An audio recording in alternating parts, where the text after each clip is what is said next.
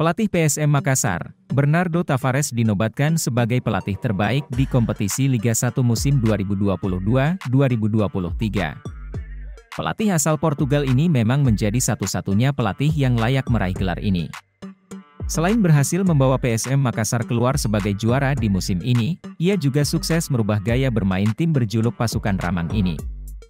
Menjalani musim perdananya di persepakbolaan Indonesia, Bernardo Tavares tentu datang dengan tugas berat. Pasalnya, di musim sebelumnya PSM begitu terpuruk dan hampir degradasi.